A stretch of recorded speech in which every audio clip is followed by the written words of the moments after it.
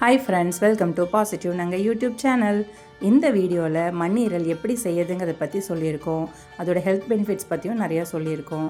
இதில் நிறைய நாங்கள் ஸ்டிக்கர்ஸ்லாம் யூஸ் பண்ணியிருக்கோம். பார்த்து என்ஜாய் பண்ணுங்கள், ஸ்கிப் பண்ணாதீங்க, ஃபுல்லாக பாருங்கள்.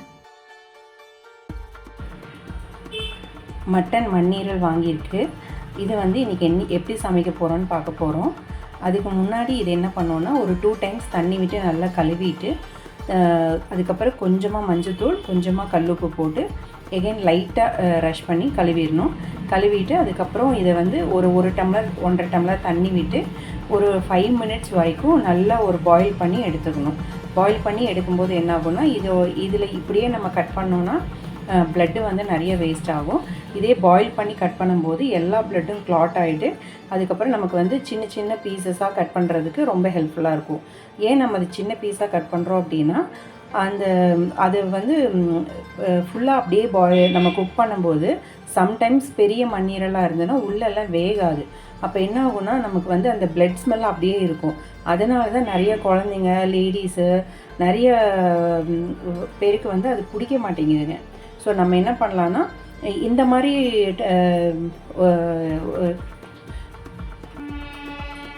மாதிரி மெத்தடில் ட்ரை பண்ணி பாருங்கள். கண்டிப்பாக எல்லாருக்கும் பிடிக்கும். சாப்பிடாதவங்க கூட கண்டிப்பாக சாப்பிடுவாங்க. ட்ரை பண்ணிவிட்டு சொல்லுங்கள். இப்போ நம்ம 2 டைம்ஸ் தண்ணியில் வாஷ் பண்ணி எடுத்துக்கிட்டோம். இப்போ உப்பும் மஞ்சத்தூளும் போட்டு இதை சும்மா லைட்டாக அந்த மேலே இருக்கிற இன்ஃபெக்ஷன்ஸு ஏதாவது கிருமிஸ் இருந்ததுன்னா அது இதிலேருந்து போயிடும். இதுக்கப்புறம் பார்த்திங்கன்னா இது ரொம்ப சாஃப்டாக இருக்கும். ஏன்னா உள்ளே ப்ளட்டு இன்னும் ஃப்ரெஷ் ப்ளட்டு இருக்குது உள்ளே. ஸோ இது சாப்பிடும்போது உடம்புல ரத்த உற்பத்தி அதிகமாக இருக்கும். ப்ரெக்னெண்ட்டாக இருக்கிற லேடிஸ்க்கு ரெகுலராக வீக்லி 1 or 2 இது நம்ம கொடுத்துட்டு வர்றது அவங்க டெலிவரி டைமில் ஹீமோக்ளோபினை அதிகப்படுத்துறதுக்கு ரொம்ப ஹெல்ப்ஃபுல்லாக இருக்கும். ரத்த சோகையால் குழந்தைங்க சோர்ந்து போகிறாங்க அப்படின்னா அவங்களுக்கு இதை கொடுக்கலாம். இர்ரெகுலர் பீரியட்ஸ் இருக்குது. ஸோ பீரியட்ஸ்னால குழந்தைங்க ரொம்ப துவண்டு போகிறாங்க, அவங்களுக்கு ரொம்ப டயர்டாக இருக்குன்னு ஃபீல் பண்ணுறாங்கன்னா அவங்களுக்கு இந்த மண்ணீரல் செஞ்சு கொடுக்கறது அவ்வளோ ப்ளட்டை இன்க்ரீஸ் பண்ணி கொடுக்கும். ஸோ அவங்களுக்கு உடம்புக்கு ரொம்ப ஒரு சத்தானதாகவும் ஆரோக்கியமானதாகவும் இருக்குது. நான் இதில் 1 டம்ளர் தண்ணி விட்டுருக்கேன். மண்ணீரல் சைஸை பொறுத்து மண்ணீரல் மூழ்கிற அளவுக்கு 1 டம்ளரோ 1.5 டம்ளரோ தண்ணி விட்டுக்கங்க.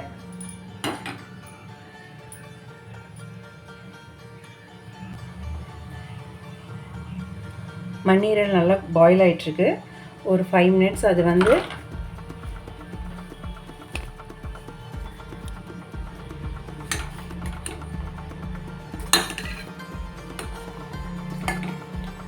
ஒன்ஸ் ஆர் ட்வைஸ் இதை நல்லா திருப்பி விடுங்க.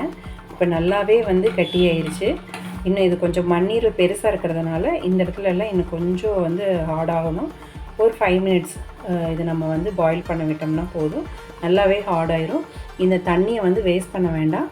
நம்ம மண்ணீரல் குக் பண்ணும்போது இந்த தண்ணியும் அதிலே ஆட் பண்ணிக்க போகிறோம். ஸோ அதனால் இதில் எதுவுமே வேஸ்டேஜ் கிடையாது. பாயில் பண்ணுறதுனால எந்த தப்பும் கிடையாது. அடுப்பை பற்ற வச்சுட்டு 2 ஸ்பூன் எண்ணெய் விட்டுக்கலாம்.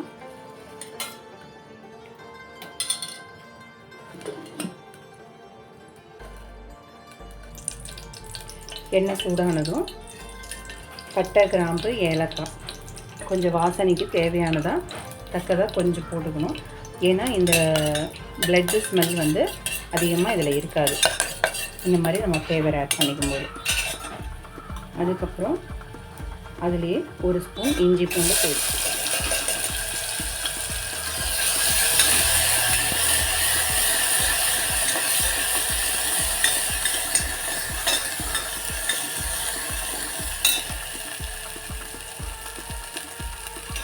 இது கூட கொஞ்சம் வெங்காயம் ஆட் பண்ணிக்கலாம்.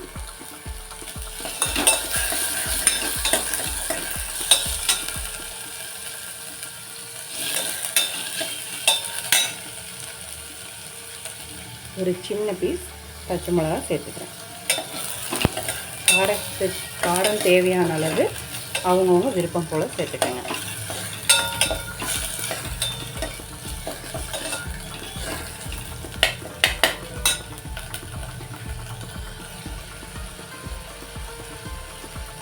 இதில் நம்ம 1 ஸ்பூன் உப்பு சேர்த்துக்கலாம்.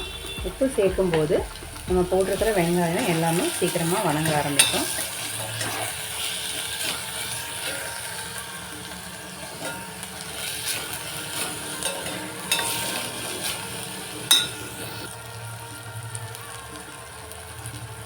அரைப்பதம் வெங்காயம் வதங்கினதுக்கப்புறம் தக்காளி ஆட் பண்ணிக்கிறோம்.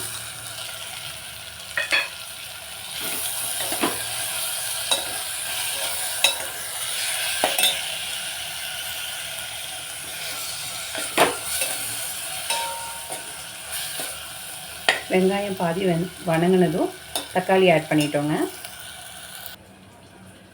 நம்ம 5 மினிட்ஸ் தண்ணியில் கொதிக்க வச்ச மண்ணீரலை இப்போ எடுத்து வச்சிட்டோம். இப்போ இதை நம்ம கட் பண்ண போகிறோம். எப்படி இருக்கும் பாருங்கள். இப்போ இதுக்குள்ளே சுத்தமாக பிளட்டு கிடையாது. இப்போ நம்ம தேவையான அளவு நம்ம எவ்வளோ சின்ன பீஸாக கூட நம்ம கட் பண்ணிக்கலாம். ஸோ இது மாதிரி சமைக்கும்போது அந்த ஸ்மெல்லால் சாப்பிட பிடிக்காத குழந்தைங்க கூட ஈஸியாக சாப்பிடுவாங்க. 2 மண்ணீரலையும் கட் பண்ணி வச்சிட்டோங்க. இதை நம்ம குக்கரில் போடலாம்.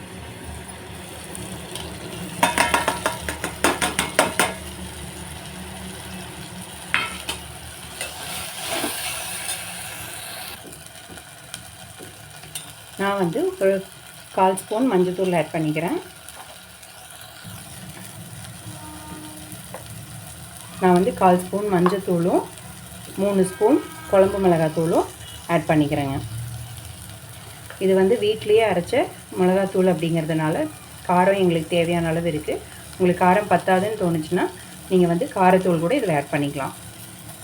கரம் மசால் தூள் இருந்தாலும் ஒரு 1/4 ஸ்பூன் ஆட் பண்ணிக்கலாம். ஃப்ளேவர் கொடுக்கும். இதில் டேஸ்ட் நல்லா என்ஹான்ஸ் பண்ணி கிடைக்குங்க.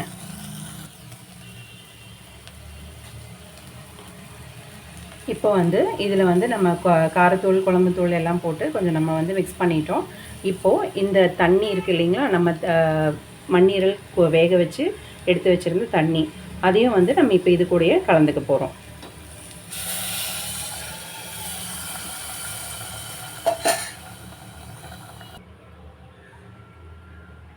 அதுக்கப்புறம் தண்ணி ஊற்றி நம்ம தேவையான அளவு தண்ணி விட்டு குக்கரை மூடி வச்சிடலாங்க. ஒரு 3-4 விசில் வரட்டும். அதுக்கப்புறம் நம்ம திறந்து பார்க்கலாங்க.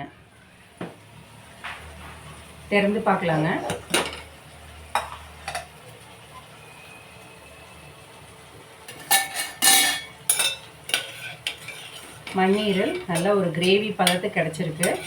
இப்போ நம்ம என்ன பண்ணுறோன்னா, இது ஆக்சுவலி நம்ம குக் பண்ணிவிட்டு விசில் போக விட்டு எடுத்துருக்குறோம். இப்போ என்ன பண்ணலான்னா, எகைன் நம்ம அடுப்பை பற்ற வச்சு கொஞ்சம் கொதி விட்டு இதில் நம்ம ஒரு 1/2 ஸ்பூன் இல்லைன்னா ஒரு 3/4 ஸ்பூன் நம்ம பெப்பர் ஆட் பண்ணிக்குவாங்க.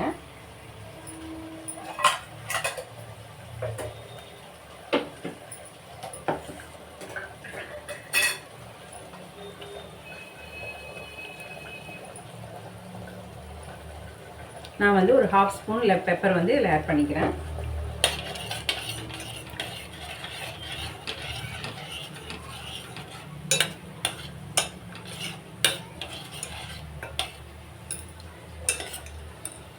இப்போ நமக்கு மண்ணீரல் குட்டி குட்டி பீசஸாக இருக்கிறதுனால சாப்பிட்றதுக்கு நம்ம ரொம்ப ஃப்ளேவர்ஃபுல்லாக இருக்கும். அந்த பிளட்டோட ஸ்மெல் சுத்தமாக தெரியாதுங்க. குழந்தைங்களுக்கு ஈரல் சாப்பிடுங்கன்னு சொல்லி கொடுத்தா கூட சாப்பிட்ருவாங்க. இப்போ இது ஒரு கொதி வரட்டும்.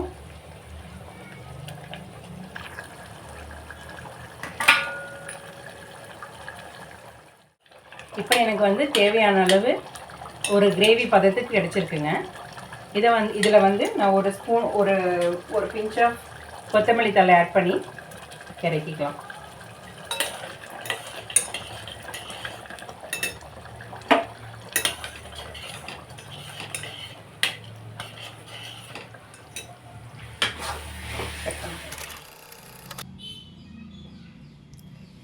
ஆட்டு மண்ணீரல் நல்லாவே வெந்துருச்சுங்க. இதை நம்ம குழம்போட டிப் பண்ணி சாப்பிடும்போது ரொம்ப யம்மியாக இருக்கும். சாப்பிட்டு பாருங்கள்.